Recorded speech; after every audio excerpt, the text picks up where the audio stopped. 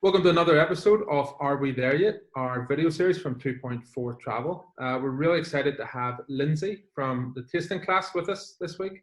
Hey, Lindsey. Hello. How are Hi. you? Very well. How's it going?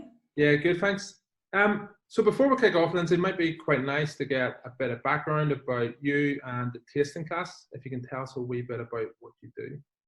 Yep, we are a company based in the UAE, and we provide educational tasting experiences, but of course that is very heavily around wine, whiskey, beer, and gin. We also do cheese and chocolate. So we're essentially alcohol educators, or educators on the finer things in life.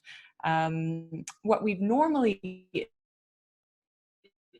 done before we've gone into lockdown are public events, private tastings for clients in their homes. We do qualifications on behalf of the Wine and Spirit Education Trust, so training sommeliers and people with a deep interest in wine, and then also doing a bit of consultancy and some corporate events as well. Awesome. It sounds like. And now we do it online. Yeah, everyone's sort of moving. Yeah. So yeah, like the hope was that we could have a quick chat with you, because I know you're passionate about travel as well. Mm-hmm. Yes. And obviously a lot of what, we are a travel brand, but a lot of our experiences include food experiences, drink experiences, whether it be vineyards, restaurants, cooking classes, that sort of thing. So maybe to tell me a bit, first of all, what do you think came first for you? Was it like, did travel influence your food and drink, or the passion for that? Or was it food and drink had an influence on travel? What do you think sort of led the way? Ooh. Well, if we go back to the beginning, I think travel is what inspired me first. But then in more recent times, now that I'm a full-time eating and drinking professional, I'm definitely inspired by places where I want to eat and drink. So do you sort of select destinations? Would that drive a lot of where you go to then? Yeah, absolutely. When I was a little bit younger, and I was really I was a bit less, settled in one place. I was traveling a lot, and I would just totally pick it based on where I wanted to learn more about wine. So in my early 20s, I lived in New Zealand and Australia and Argentina, and all of those places were just entirely because I wanted to go live and work in the wine regions and experience it. Yeah. And now I can't just like pack up and move somewhere and live there for work experience, but definitely I plan around what I want to eat and drink. Right. Yeah.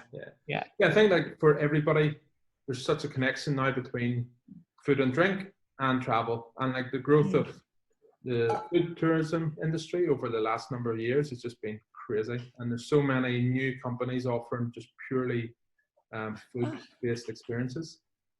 For me, it's just the way forward. Like, I'm not much of an adrenaline junkie. I'm not like, super into clubbing or beaches or anything. Like, I just want to eat and drink. So it's like the only, all I care about. So. Excellent. Yeah. So I suppose, can you tell us then maybe one of your favorite sort of food and drink based travel experiences? Like, where's the sort of number one memory that stands out for you? Well, there's kind of two answers to this one. There's like one particular experience that's very memorable and really fun to think back on. But the other thing is, in my travels, like, one of the things I've loved the most is when you actually get invited into someone's home who shares their culture and their actual like food that they're eating with you. And we've had that experience in Japan, in Argentina, and in Ecuador. And it's just like, there's no better way to eat the food and learn the culture and have the drinks than that way. But there was one great experience. It was in Rioja in northern Spain. And this is an area that produces a lot of red wines. And we had, I was traveling with my then boyfriend, now husband, and we met up with this other couple from Australia, and we decided to go cellar dooring together. So that's when you can go visit lots of wineries. They'll have a door where you can just turn up and go in and drink the wine and buy it if you want. And sometimes there'll be a restaurant as well. So we had already hit a few cellar doors, and we turned up to this one, and the door was open, but there was no one inside. And we were all a little bit giddy. So we just started maybe overstepping the boundaries of where you should go when not invited. And we opened this door to this beautiful back room where they had this state-of-the-art tasting room. And we ended up meeting the people that worked there. And the reason they weren't in the shop as normal was because they were doing a photo shoot. So they invited us to be models in their photo shoot, and it went on for 2 days. They said, come back tomorrow and we'll pay you in wine. And we didn't know what that meant, but just being free travelers anyway, we didn't care. It sounded great. So we did that. And we just spent the whole day going from room to room to like deep cellar cave to barrel hall, just drinking all day long. And then at the end, they handed each of us, there was 4 of us, a case of 12 wines. So that was awesome. And there was a lot of pressure to drink all that wine before we flew out. So I guess you probably would have done it without that anyway, for free. It would have been pretty cool. Totally. Excellent. So, I'm definitely a bit of a novice. We thought the wine that they gave us while we were drinking was the wine. That was your pen? Sorry, what was that? No, Pardon me, I think we're breaking up a wee bit there. Oh, I think so. Maybe a bit of lag too. So anyway. I'm definitely a novice when it comes to wine. Like I've been, been on a couple of holiday experiences. I've been to Stellenbosch in South Africa. I've went to some beautiful vineyards, but I probably shouldn't be saying this to somebody like yourself, but I do tend to buy wine based on price, maybe more than, and especially in this part of the world as well. Me too. Expensive. So if there was somebody like myself who was going to head off traveling, let's put it like X months in advance, because we have no idea when we can do that again. What could I sort of start doing now to enhance my knowledge, knowing that maybe I am going to somewhere like Italy, Spain, Argentina, and I just want to be that wee bit more, up to speed in terms of wine? Where would I start? Well, there's a few approaches you can take here. First of all, how the tasting class could help you is we do private home tasting. So we actually have people that are like, oh, I'm getting married in Tuscany in June. Can we do a little class so that we know what to drink when we're there? So we would just go around to their house, we bring our glasses, and then we teach them about the wines of that area. And also it is helpful to know that when you go to somewhere, especially in Europe or anywhere really, to know what wines are the speciality of the region. So doing a little tasting either online or in person with us will actually tell you these are the wines that you need to watch out for when you're there, and here's why they're delicious. Also, you could do a WSET level 1 course. Like if you are interested in wine and really want to round out your base knowledge, this is a great beginner course. It doesn't go so much into, these are the wines of the specific region that you're going to visit in South Africa, but it will help you to at least have your basic foundation knowledge for wine appreciation at all. Otherwise, just look it up on winesearcher.com, find out what the main regions and grape varieties are there, and just start drinking them on your own so you know what you're getting into before you go. Okay.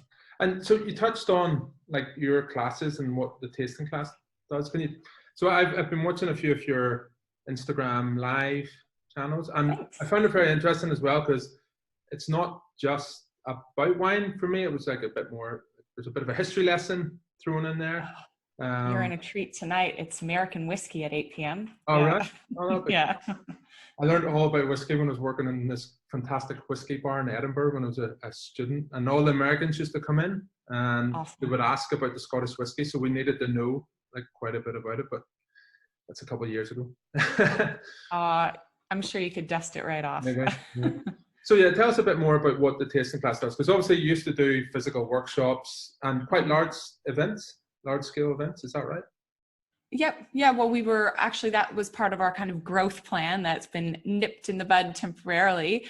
We're a 5-year-old company now, and it's kind of started with doing smaller home tastings and public events that were maybe 15 to 25 people, but over the years they've grown to kind of 60 people is a bit more usual for us for our public events. And then we were just getting into some larger events. So we did our first vine trail, which is where you get a glass and you walk around, you get to try all these wines at different stations.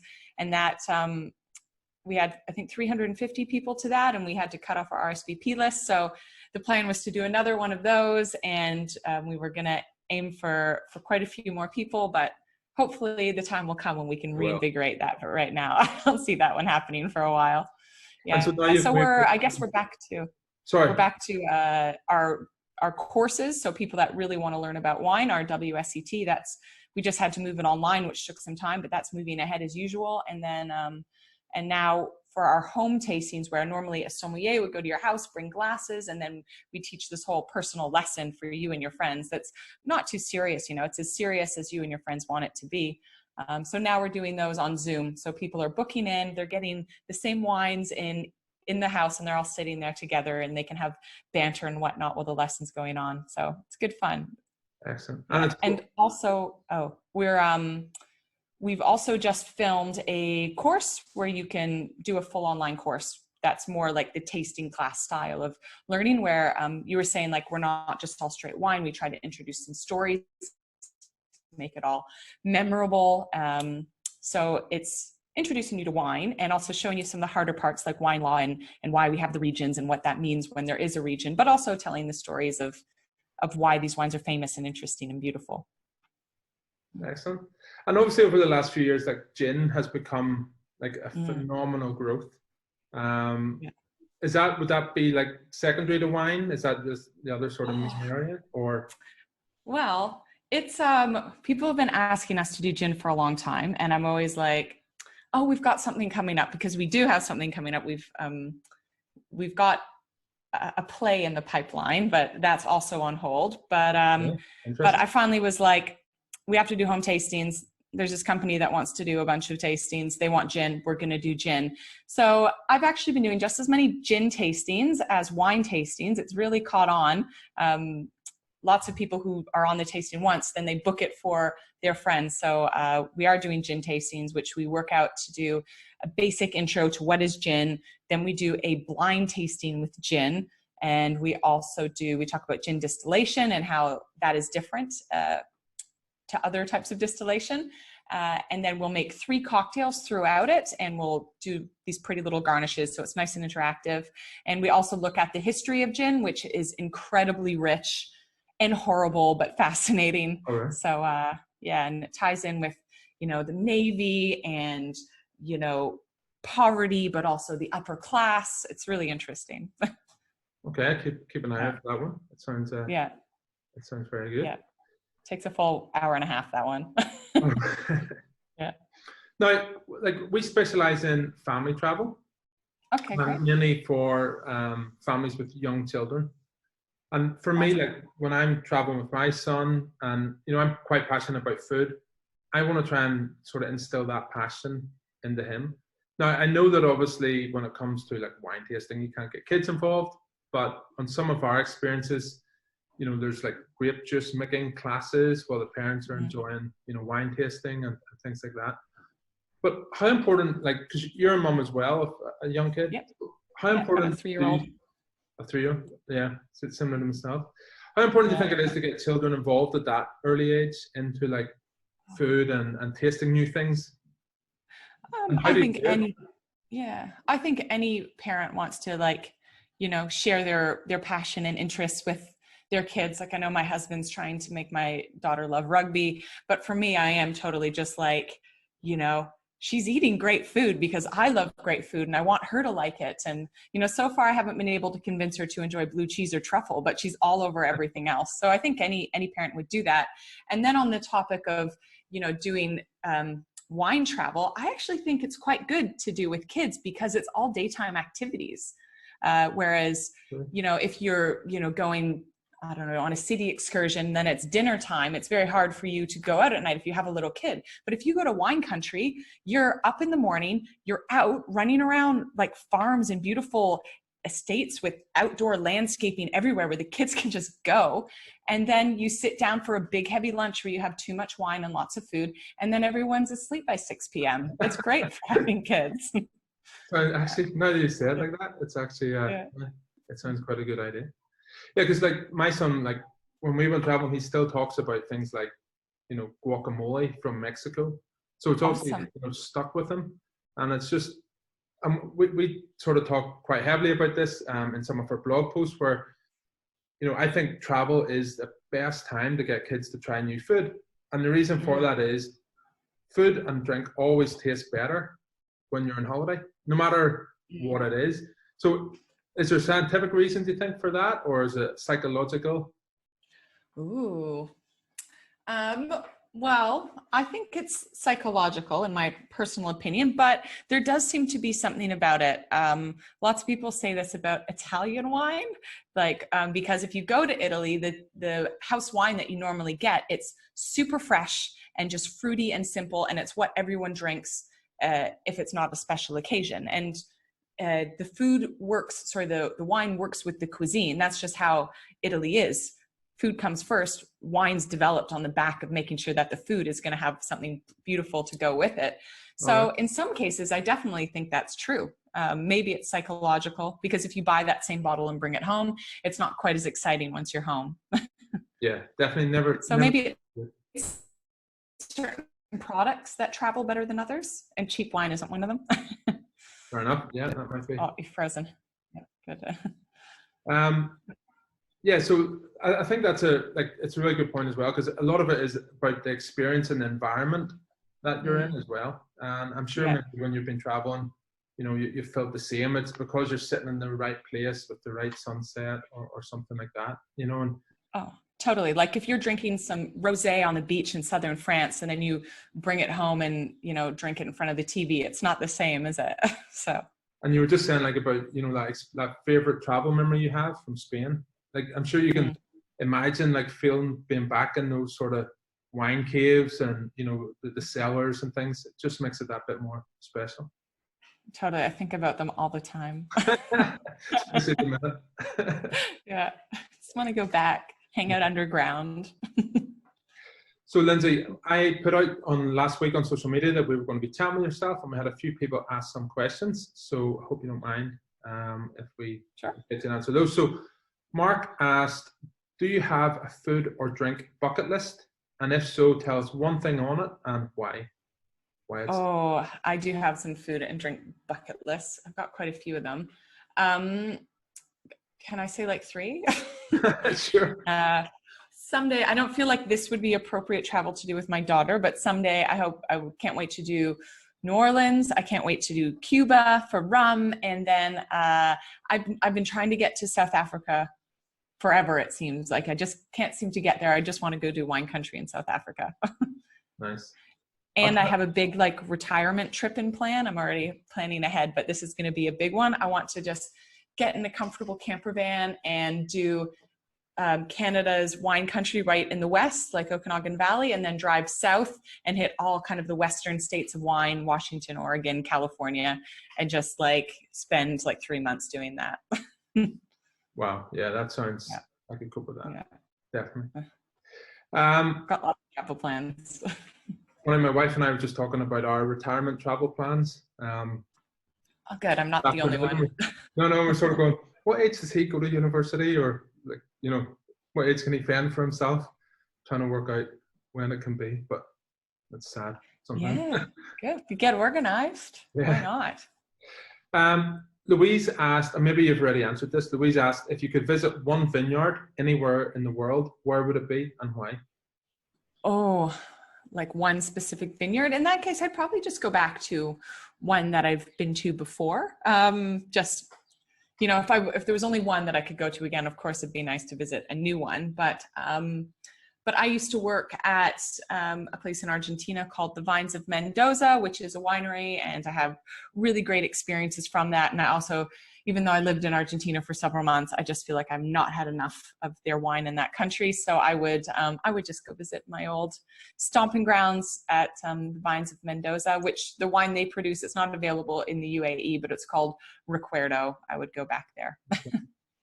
Funny, we were watching that Race Across the World BBC series. I don't know if you're seeing it. And it was just finished recently, and they were all through South America by buses and trains and things. It's just cool. So want to jump I would love to. And get there. I should definitely watch that. Go down memory lane. Yeah. Oh, beautiful. Okay. Lucy has asked, why do you spit wine out when you taste it? I'm sure you get a lot. There's a few reasons why you would, and it's only if you are doing very serious wine drinking. It's because your palate will get tired. It's imagine you go to the grocery store hungry and the bakery smells so good and you just want to buy every single thing on the shelf. And think about when you go to the grocery store and you've just had a big lunch and you suddenly have amazing restraint and you don't want to buy anything. And then you come home and you've not bought any groceries.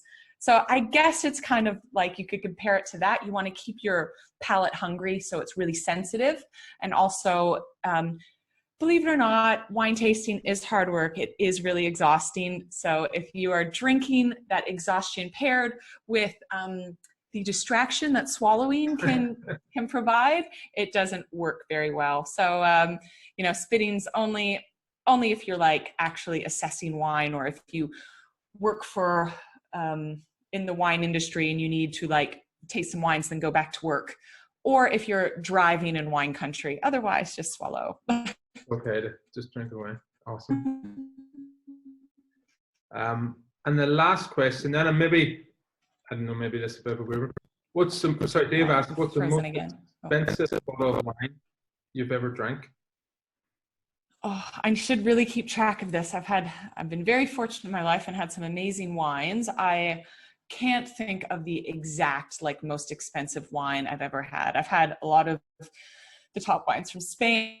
I've had a fair bit of premium Bordeaux. I haven't had much premium Burgundy, unfortunately. Those ones are really hard to get. I guess like the most expensive wine I'd ever had would probably be like maybe like a 10,000 dirham bottle. And even then it would have been at a trade event where I was getting my little sip and then 20 other sommeliers would have got their sip as well. So it's not like I kick back and relax with it.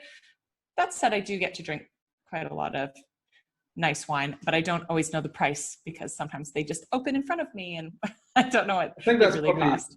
One of the things that like a lot of people get a wee bit put off wine by, you know, because they feel like you have to spend, you know, a lot of money to get a good bottle of wine. But that's not always the case, is it? Like there's no, absolutely not. There's you know, some wines, they are meant to be drunk when they're young and fresh and fruity, and they're just never going to be expensive anyway. Like Prosecco tastes exactly the way a Prosecco is supposed to taste. If you spent more money on Prosecco, it would still just taste like Prosecco. So there are wines that you don't have to spend a lot of money on. And also there's countries that can produce wines more cheaply than other countries. So if you go to South America or South Africa, where they, you know, the economy's a bit weaker, that tends to translate to nicer wines that are more affordable for us. Also, how wine is made can contribute a lot to cost. So if we're using new oak barrels, that's really expensive. So like wines that would use those, like premium Cabernet Sauvignons, premium Chardonnays, and Pinot Noirs, those ones are always a little bit more expensive because of the oak. However, if you just don't drink that style of wine, you can have really decent wines that don't cost that much. Okay. So there's lots of little tricks, and there's lots of great little pockets to get affordable wines from that are tasty. Well, that's probably a good way to ask then, how do people find out more about those pockets and those tips? Like, how do people get involved with the tasting class? I know your Instagram, and I'll put links up on the comments and stuff, but is that the best way to start get involved? Yeah, you can reach out to us we're at thetastingclass.com, or on social media, we're The Tasting Class everywhere. And then if you wanted, like if you specifically wanted to a class on where to find great values, then we could do a class on where to find great values. As a quick couple little tips though, there are regions that really, really deliver. I did mention South Africa, Chile, and Chile, they're like New World countries that really, really deliver. When I say New World, I mean not Europe, but then inside Europe, if you get anything from Southern France, this is like a bit less prestigious and more they experiment a lot more there. So you can get, there's a lot of like just super cheap wines there, but there's some decent stuff. Also in Italy, again, down in the south, there's phenomenal values there. I really like wines coming out of the region of Puglia, the heel of the boot. And where else? It really depends on the style you like. Oh, I think Spain over delivers for value for money in a huge way. These wines, you would have to spend a little bit more, but still not like wild amounts of money to get something really good.